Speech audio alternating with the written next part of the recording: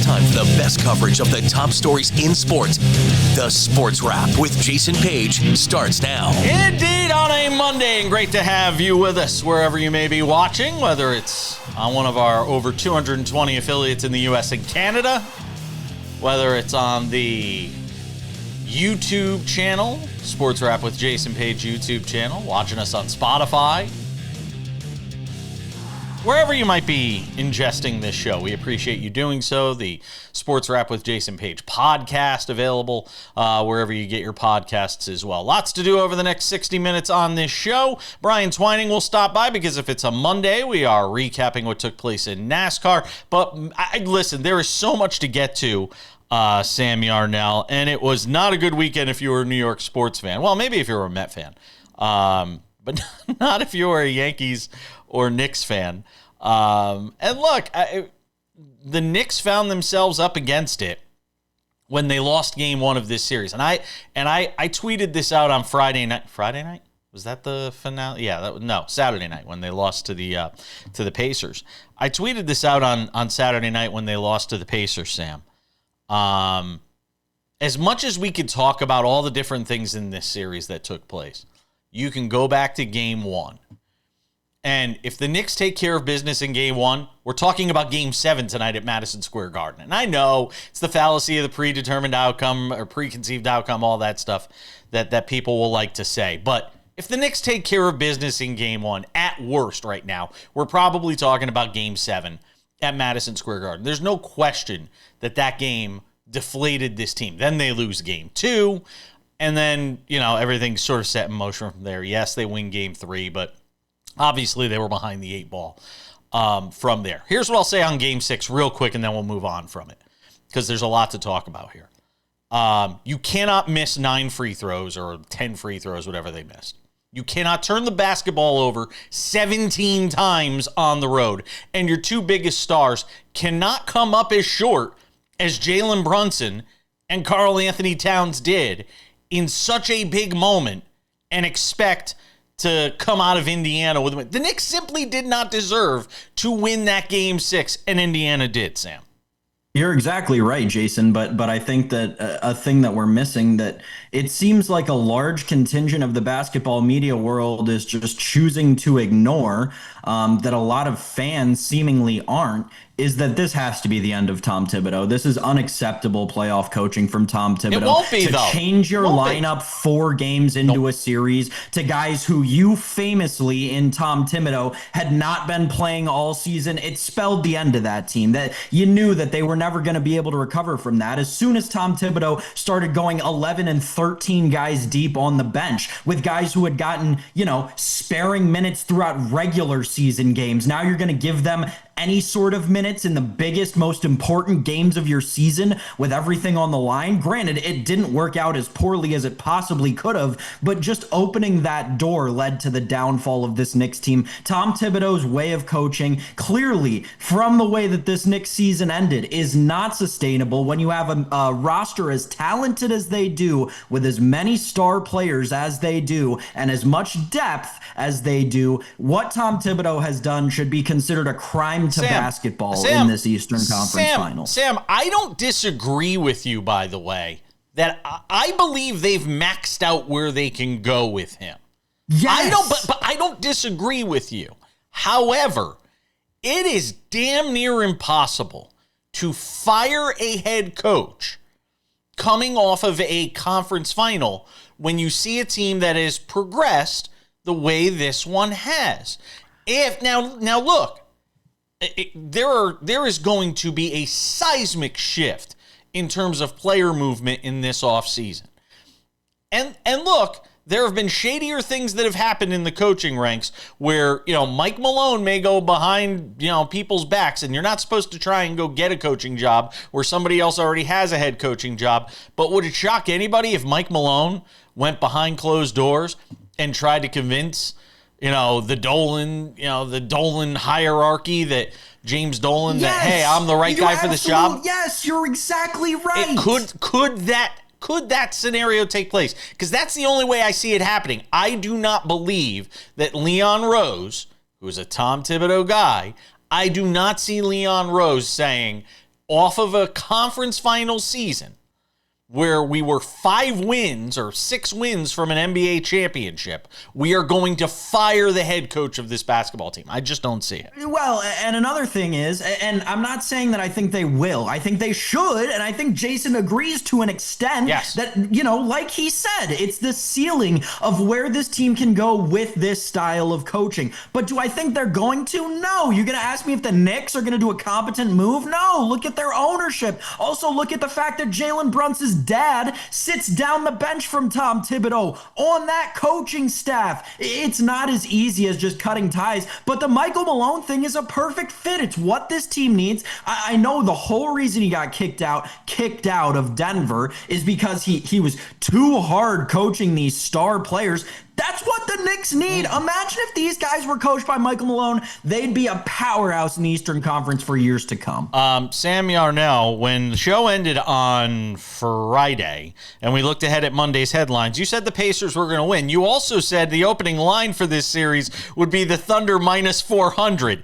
Sam, it's minus 750. No respect for the Pacers inside the bookmaking rooms. Yeah, so this is actually something that went like semi-viral on sports gambling Twitter over the weekend. I think it's the highest line that we've ever seen in sports gambling history for an NBA Finals. Just truly incredible stuff. I think it speaks to two things, right? It speaks to the books coming into this Finals having a lot of liability on both sides, right? Everyone's seen the crazy tickets that are being held out there for the Pacers. 125 to 1 is like the low end of the number that people are hanging on to. And then on the Thunder, they were the most public team in the West coming into these playoffs. They were the team that Jason and I were talking about as a foregone conclusion to win the Western Conference, and now here they are. Yeah, you've got to end up hanging a number like that when you've got these two teams matching up. But Jason, I don't think anyone expected to see a number that big. It was astronomical when it opened. The only bet is the Pacers plus 530. I mean, you don't need to be a rocket scientist to know this. And look, if you bet against the Pacers and you go and lay that insane money on Oklahoma City, you do so at your own risk because this Indiana team keeps proving people wrong time and time again. Of course, that could come to a screeching halt at the hands of the Oklahoma City Thunder. Real quick, by the way, my favorite moment from that Saturday night was right here where Tyrese Halliburton thought he was winning conference finals MVP. There's the arrow. Not so fast, Lee Harvey. Pascal Siakam wins the award. We're coming back. All right, let's have some fun with Major League Baseball. By the way, for those of you asking, why aren't they talking about hockey? Dennis Bernstein joins us on the show tomorrow from Edmonton to preview the Stanley Cup. What are we going to say about it today that we can't say about it tomorrow? I'm waiting. Okay, that's what I thought. For those of you that want to plan out the show for us, because some want to do that. So, Sam Yarnell, let's talk some baseball for a couple of segments today. First, let's recap a couple of the big top stories from the weekend, and then we'll have some fun in the next segment. You're going to want to stick around for that. Yankees-Dodgers over the weekend.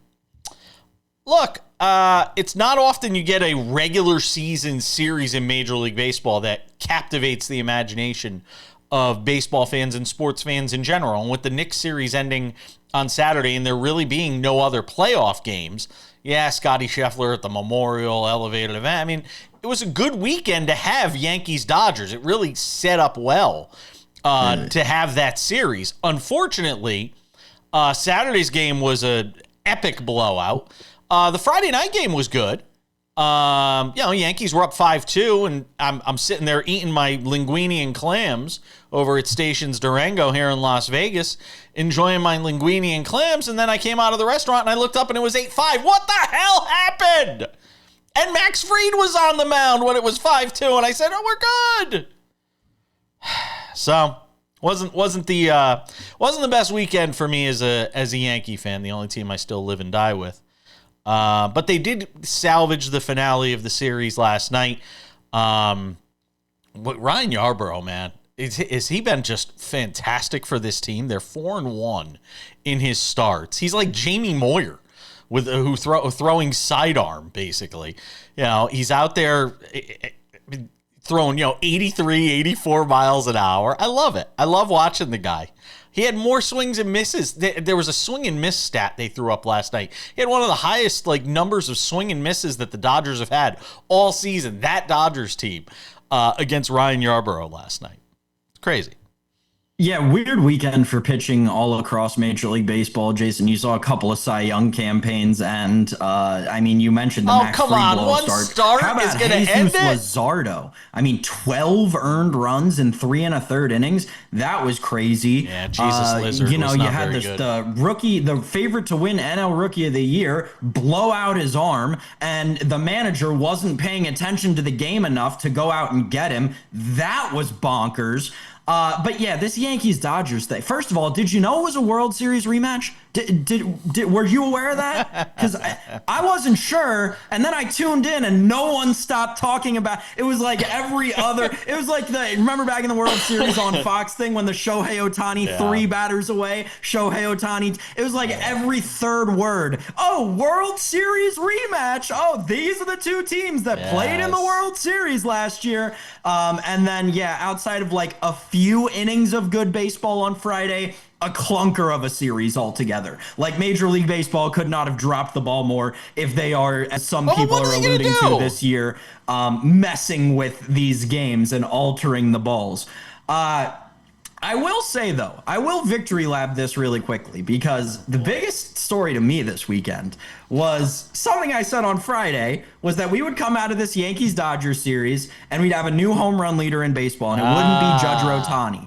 I said it would be Kyle Schwarber. Hand up, I was wrong. The Phillies were horrible this weekend. I mentioned Jesus Luzardo already. But how about Cal Raleigh? This guy will not stop hitting homers, Jason, and he's hitting them on the worst pitches that you could see. It's so fun to watch. Yeah, the big dumper. Nice weekend for him and the Mariners. All right, move over to the other big news, and that's Jac Caglianone. You get the news that the Royals have decided to call him up. Obviously, this kid is a can't-miss prospect. He has torn it up in the minor leagues so far this year, Sam. And now, fans around baseball are going to get their first look at him. I collect baseball cards, and we've talked about this sparingly on the show. I'm a big card collector. And his card is the one that everybody's trying to get their hands on right now in the new releases that come out. And you're about to find out why. He is a real bona fide stud, Sam. Yeah, this is a guy whose raw power tool grades off the scale. We're talking about a guy coming up and instantly being one of the 20 most powerful hitters in Major League Baseball, without question almost. The other tools still developing around it, obviously, but this is a guy who had an incredible career at Florida. This is a guy who was right next to Wyatt Langford, a guy who we've seen blossom at the Major League level for 2 years, I believe, down at the University of Florida, a guy who has copious success at the highest levels of baseball so far, played in the College World Series, played at Omaha, has rocketed through the minor leagues over the course of the past calendar year. This is a guy who was drafted less than a year ago, people.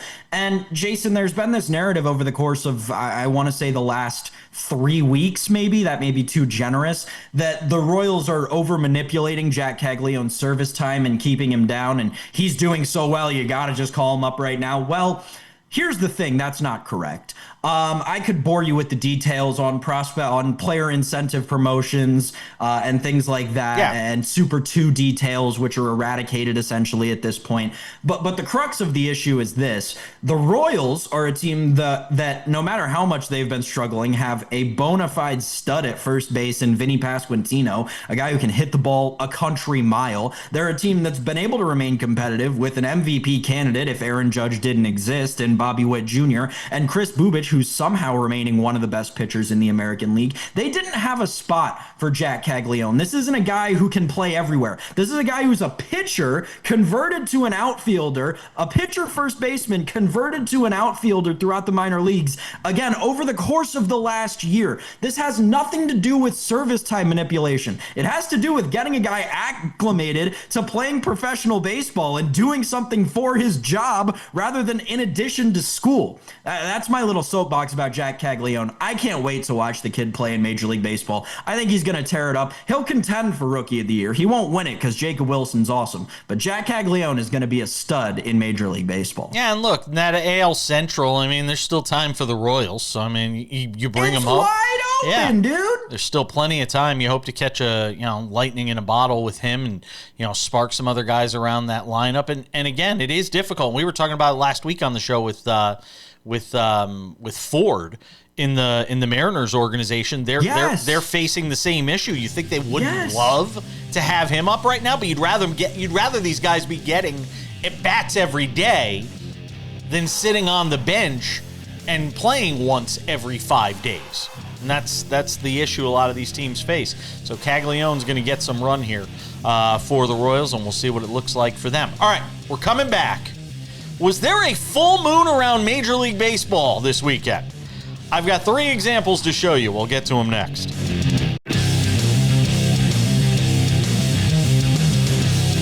Welcome back to Sports Wrap.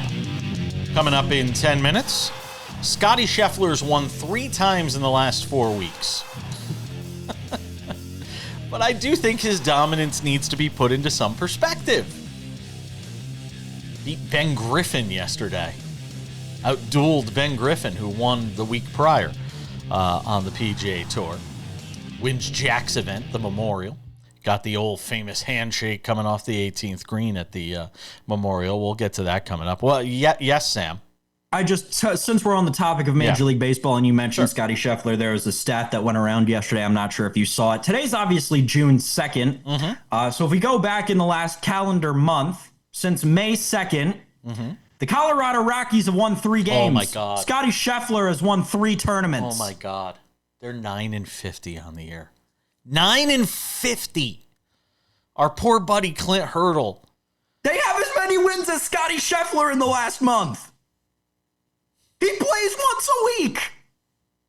9-50. You imagine what that? I mean, oh, man, I can't. I just can't. I saw things popping up on my phone all weekend, and I just kept saving them. And I said, we got to talk about this on Monday. And I kept looking around for like a full moon. I was like, there had to be a full moon around Major League Baseball or something this weekend with some of the stuff that was going on. So I said, let's have some fun on this Monday edition of the show and go around baseball and some of the weirder things we saw around baseball this weekend, starting with Taylor Walls, who takes a called strike at the bottom of the zone, maybe just a little below the bottom of the zone, against the Houston Astros in the 9th inning. I mean, the game's almost over. And calls timeout, fixes his tape, fixes his hands a little bit. Then he taps his helmet. And the umpire says, no, we're not doing that. Tosses him from the game. Taylor Walls says, no, I wasn't doing anything. Manager comes out, tries to obviously defend him. Taylor Walls loses his mind. He went like almost George Brett on this home plate umpire. What's his name? Tim Lenz, I think, something like that. Taylor Walls. Nick Lenz. There you go. Nick, doesn't matter. It really doesn't. Just start calling him Tim Ferguson. See what happens. There you go.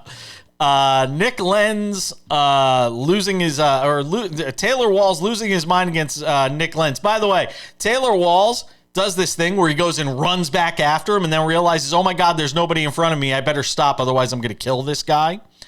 So probably a suspension of some kind coming for Taylor Walls. I think he did it just so he doesn't have to wear the gay pride uniforms that the Rays will probably be wearing one of the next couple of days, because we know he's a huge fan of wearing those. Yes, Sam. You know I'm right. You know I'm right, by the way. I will say this. It will be ridiculous if Major League Baseball suspends him for this. Nick Lenz making an absolute ump show out of this in the 9th inning. As you alluded to, man, just everybody just calm down and go home. Like, he didn't mean as You much don't as think Nick he was Lenz tapping clearly his thought he head? did. Wait a minute. Wait, hold on. You don't think he was tapping his helmet as if to signal for a challenge? To mock the challenge system? I think he was. And even after the game, Taylor... Hold on. Even after the game, Taylor Walsh said, when cooler heads started to prevail a little bit, he even said, I can see how he might have interpreted it that way. Yeah, sure.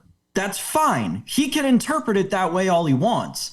Nick Lenz still has no place to throw Taylor Walls out of the game, who had come in as a pinch runner and was in the middle of his first plate appearance of the game. You have no right to make the ump show out of the 9th inning of that game when a guy maybe needed to adjust his batting helmet. As an umpire, theoretically, right, it is your job to be the adult in the room, right? So maybe put on your big boy pants, Nick Lenz, and understand that, you can give a guy a benefit of a doubt in the 9th inning. It's just so ridiculous to me that major league umpires continue to get the leeway that they do when just making these asinine decisions that cannot be challenged or reversed. Yeah, nothing. You know what? There isn't anything bad enough on a baseball field that could happen to Taylor Walls that I won't be that I absolutely will not have a problem with. Kobe Mayo, Exhibit B of the full moon around Major League Baseball this weekend, who, by the way, I am thrilled to finally see in the major leagues. Kobe Mayo, RBI single, and then gets caught in a rundown and then decides to try and run into a fielder to try and create an interference play. Then he pushes the fielder Sosa out of the way as he's walking off the field. It got a little contentious. The dugout's empty. It's time to play the feud. Everybody get involved. And Kobe Mayo. Yeah, not the greatest way to start your major league career. I love Kobe Mayo though. I love mayo. And by the way, if you don't like mayonnaise, there's something wrong with you. Everybody loves mayo. Jason Page, known Will Levis fan.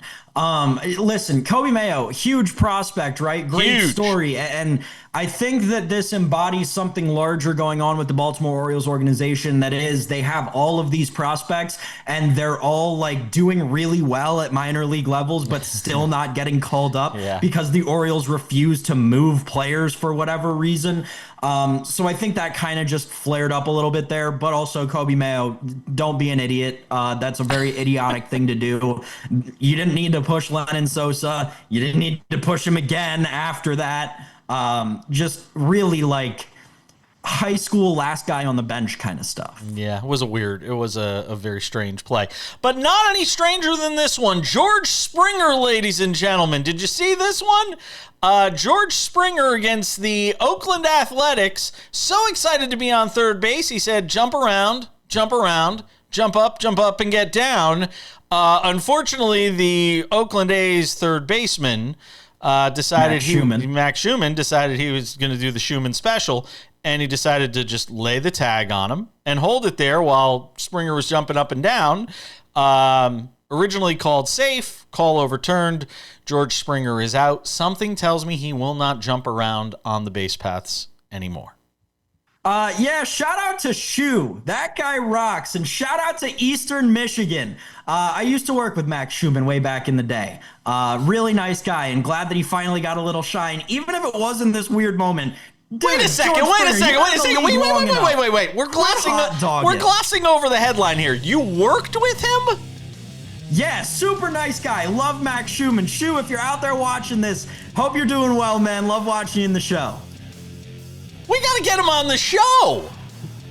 I got to get in touch with the A's. We got to get Max Schumann on the show now. I'm making that call today. We are going to make that happen. I'll even let you lead the interview. How's that? We're coming back. Golf next.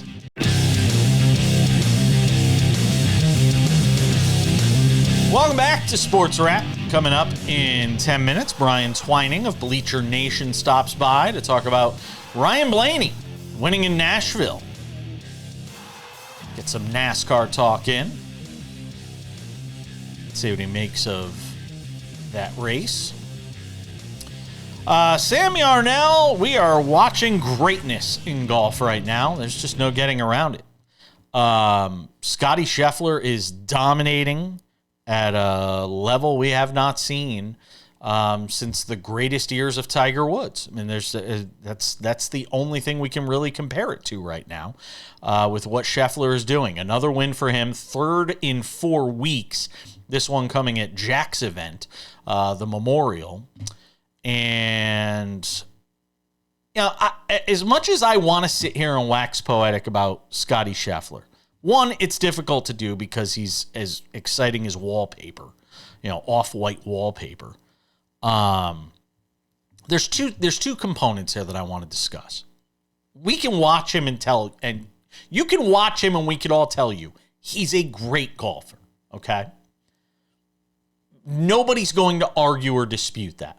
But there are two things here that I think when analyzing his greatness or his place in history, or trying to put his greatness into some sort of context that you have to discuss. One is the fact that we cannot ignore there is a segment of the great golf population or a segment of the great golfers that are in the sport that are not on the PGA Tour playing with him on a week in, week out basis.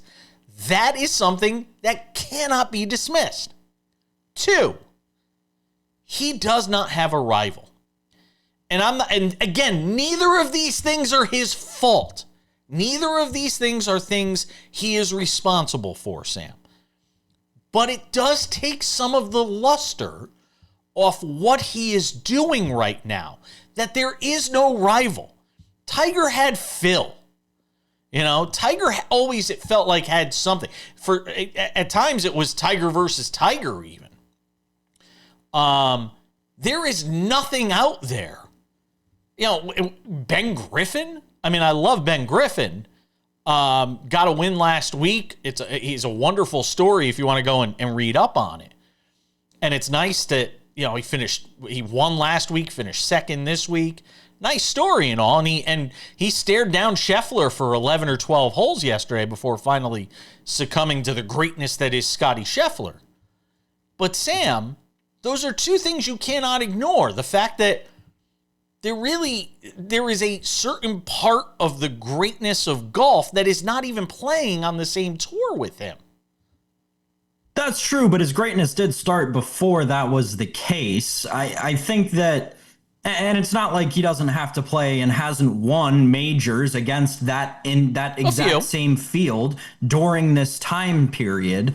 What I think is interesting is the rivalry thing, because as much as Tiger had Phil, it is starting to get comparable because Scottie is approaching the age where the Tiger and Phil rivalry really started to bud. Again, Scottie Scheffler's only 28 years old, people. I think because the fact that the guy looks like he's 35 and acts like he's 55, a lot of people forget that. But the guy's only 4 years older than me. The guy's only 28 years old. So he's got a lot of time in front of him. Does.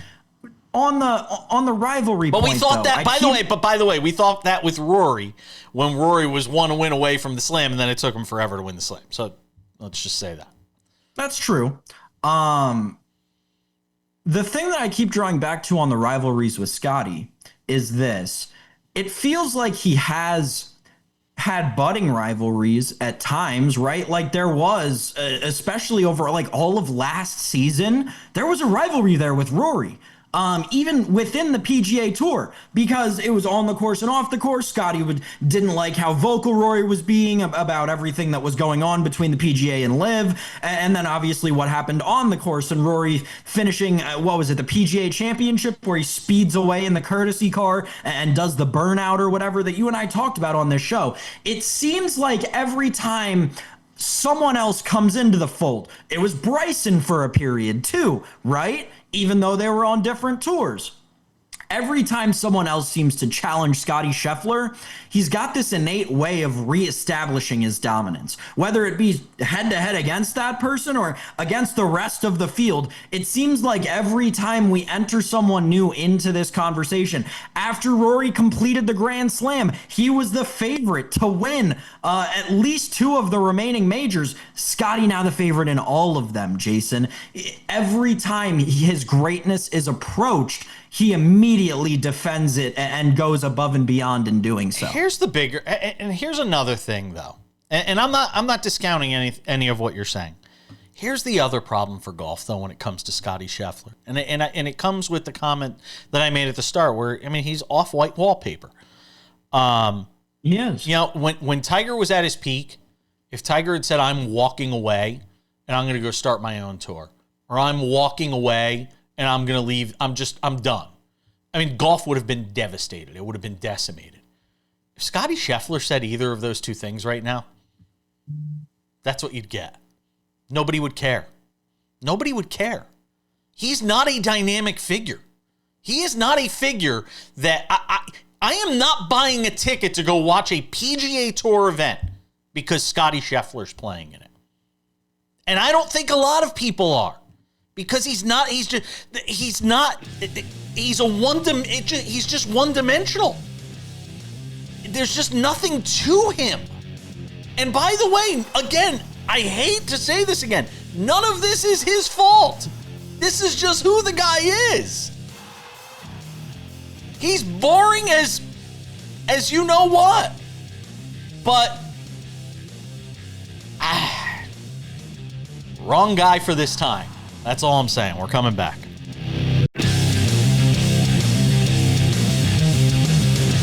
Coming up in 10 minutes, it's odds and ends. But first, let's talk some NASCAR.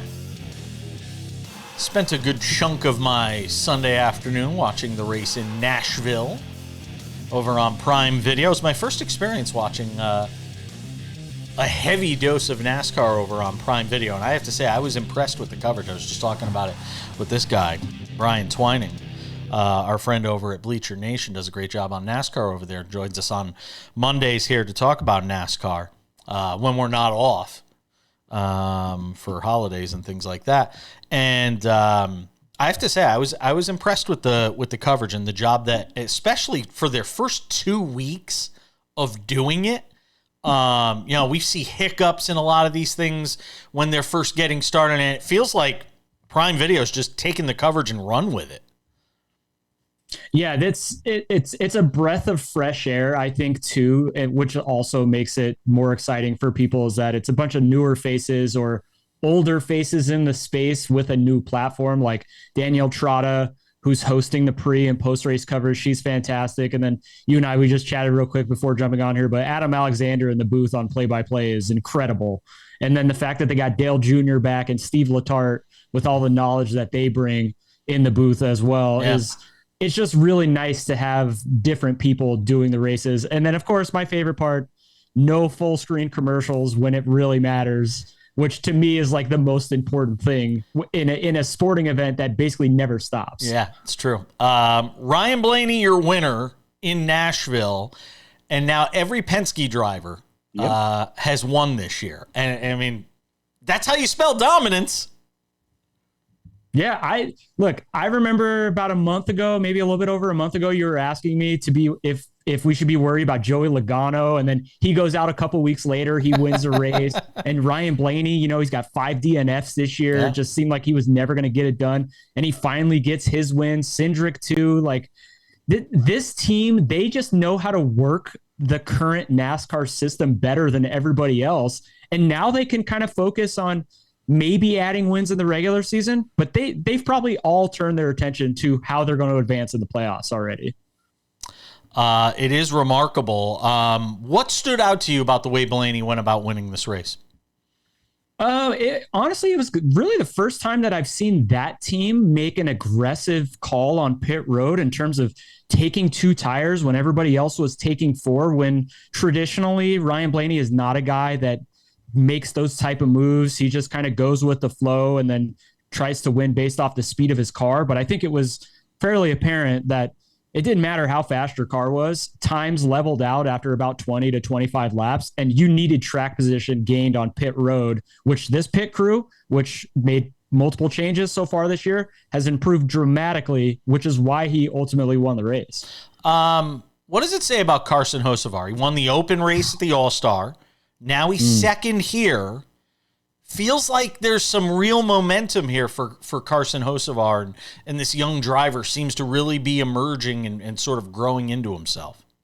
Yeah, I know we didn't get to jump on here last week, but from my vantage point, I thought Carson Hocevar was the best car on track in Charlotte, and I thought for sure he was going to win. And even the sports books have started to take notice, because coming into this week, he was kind of priced in a similar range of, say, Brad Keselowski, Christopher Buescher, all guys with good pedigrees of past performances, while Hocevar is still in his second full-time year. He's a gas smasher, and he's just fast everywhere we go. And, we head to Michigan, his home state, coming off of a runner-up, coming off of a Charlotte race where he was quite possibly the best car. It seems like a win is imminent for that team. What's allowed for his growth, though? Because, early in the season, there was talk about his maturity. I remember we had him out here in Vegas, and there were conversations about, maybe some of the riskier moves he was making on the track. Is it that he's just simply, is it literally just a matter of maturity? Could you really grow up that fast? I think it's the fact that it seems like Spire Motorsports, they're not afraid to let their drivers be themselves. And I think that's what's allowing Hocevar to blossom, in the fact that he does drive very similarly to Ross Chastain's style when he first came into the Cup Series. And, it's all aggression all the time. We're racing from green flag to checkered, regardless of where I am on the track. And until somebody tries to rein him in, I think you're just going to continue to see this. And I think that actually allows him to be better, because he's not afraid to put his car in places that other people would say, oh, he should have, as they did this weekend when he and Stenhouse got into it. A lot of people were saying, oh, that's Hocevar's fault, when from my vantage point, he had the spot. Stenhouse should have given Hocevar the spot, because Stenhouse took it. Give me a thought. Hocevar took it. Yeah. Give me a thought. I knew what you meant. Give me a thought on Bubba Wallace here. He's a lap down. He looked like he was in all sorts of trouble here. And, looking back over the last few races, he was starting to lose ground. A top 6 finish for him, and one that he really needed. Yeah, it was a very impressive performance by the 23 car. And at times yesterday, I was even contemplating playing him to win the race, because he looked like he possibly had the fastest car on track at certain points. And for him to overcome that early, mishap of going a lap down and then finishing where he did in 6th place was an incredible kind of change in fortune from what we've seen in past years from him. When something would go wrong, it would just spiral out of control. And he was able to do that, like you said, in a season where stuff hasn't been going right for them over the last month. And it was good to see them get speed again in this package, which they've kind of struggled with so far this year. Yeah, and now we go to Michigan, and you mentioned Hocevar. Who else do you like or looking early on for next week, real quick? Yeah, no, the 2311 cars, Bubba Wallace, Tyler Reddick, they're going to be really fast. And Denny Hamlin, he is definitely out for blood. I mean, he had possibly the best car in Nashville again. Brian Twining, check him out. Bleacher Nation, I always appreciate you. Have yourself a great week. We'll see you next week.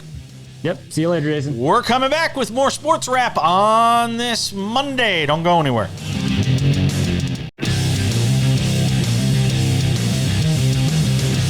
Okay, just about time to put the wraps on this baby for a Monday. Before we do, a couple of reminders. If you have not done so yet, make sure to subscribe to the Sports Wrap with Jason Page podcast, available on all your favorite podcasting platforms, including Spotify, Apple Podcasts, YouTube Podcasts, iHeartRadio, TuneIn, Odyssey, Amazon, you name it. Anywhere you get a podcast, you can listen to this show. Commercial free, Monday through Friday. Make sure to check that out. You can also watch us on over 220 affiliates around the U.S. and Canada, but you can also watch the show on Spotify each and every weekday. Shows available early every weekday afternoon. You can also watch us on our YouTube channel, Sports Wrap with Jason Page YouTube channel, commercial free Monday through Friday. In addition to the show, we have something called Sports Wrap Shorts. Yes, clips from the show, sometimes clips not from the show. There's always news breaking in sports, and when it does, we are there to bring you analysis and some quick thoughts through Sports Wrap Shorts. Go and subscribe to our Sports Wrap with Jason Page YouTube channel today. Fast, easy, free, and there for you whenever you need it. All right, without any further delay, ladies and gentlemen, time for some odds and ends. Odds and ends, hopefully not the end for Corbin Burnes. My goodness. Arizona Diamondbacks ace dealing with an injury. MRI is set. He was pulled from a game over the weekend, and you just hope it's not the worst case scenario. He's set for an MRI. Just 70 pitches after dealing with some right elbow discomfort. And whenever you hear elbow discomfort and a guy getting pulled from a game, it's never a very good sign. Manager Torey Lovullo said that he'd have the MRI here on Monday. And who knows, by the time you see this show, wherever you may be watching, our friends watching on Arizona Family Sports, you may already have the worst news imaginable when it comes to Corbin Burnes. Hopefully it is not the case. We are crossing our fingers for Corbin Burnes that it is not the worst news. We'll wait and see what that MRI yields. Hopefully it is nothing too serious. A story that is just hard to fathom how how professional athletes do these things. Everybody's built differently. And when you hear the story of Elly De La Cruz, the Red Star, who I expected big things out of this year, and he's delivering. Cincinnati lost to the Cubs 7-3 on Sunday, but it was Elly De La Cruz, the 23-year-old, learning of his sister's death, his older sister's death. But manager Terry Francona said that Elly De La Cruz wanted to be in the starting lineup on Sunday. And what did he do? He hit a 2-run home run out of Wrigley Field. The 50th home run of his major league career, his young major league career. He pointed to the sky and clapped as he reached home plate. All the best going out to Elly De La Cruz and his family. I'm sure at some point this is all going to hit him. But in the meantime, right now, baseball is something that could obviously bring him some comfort. Apparently, Elly De La Cruz's sister, Janellis, dying on Saturday after she had been dealing with some health problems for some time. De La Cruz did not speak with the media after the passing of his sister, but our best wishes go out to Elly De La Cruz and his family, dealing with obviously a very painful loss. Odds and ends. And Maya Stark is your winner of the U.S. Women's Open, presented by Ally, out at Erin Hills, which was a very formidable test for the best in women's golf. We saw it test the men as well, and obviously a very formidable test for the women. Maya Stark of Sweden captures her first major and $2.4 million in the process. She shot a 72 on Sunday in the final round to best Nelly Korda and Rio Takeda by 2 shots in that event. Maya Stark, your winner at Erin Hills on a day where we talked about Scottie Scheffler and his dominance. Boy, you look up and down the women's leaderboard, and we talk about the international nature, of the sport of golf.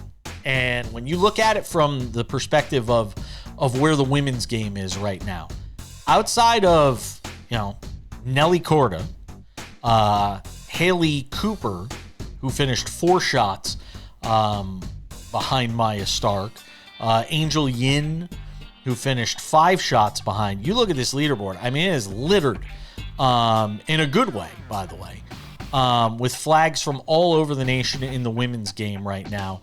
The sport of women's golf right now has never been set up from an international standpoint. It has never been set up in a more positive manner when you talk about the international flair for the game. There was one point that I looked on Friday or Saturday at the leaderboard at the U.S. Women's Open, and I mean, it was like the United Nations in that it was such an international flair across the leaderboard. Certainly fantastic for the game of women's golf, and congratulations to Maya Stark on the accomplishment, her first major, the U.S. Women's Open, one of the toughest tests, obviously, in all of golf. And again, just a couple of weeks away from the U.S. Open for the men out at Oakmont. That is the next time you will see Scottie Scheffler competing. He will not be taking part in the RBC Canadian Open this week. That's going to do it for us today. Thank you to Brian Twining for hanging out with us, Sam Yarnell as well, you for watching. We'll see you back here on Tuesday. Dennis Bernstein will be part of the show then, as will Kurt Heelan. I'm Jason Page. We'll see you then.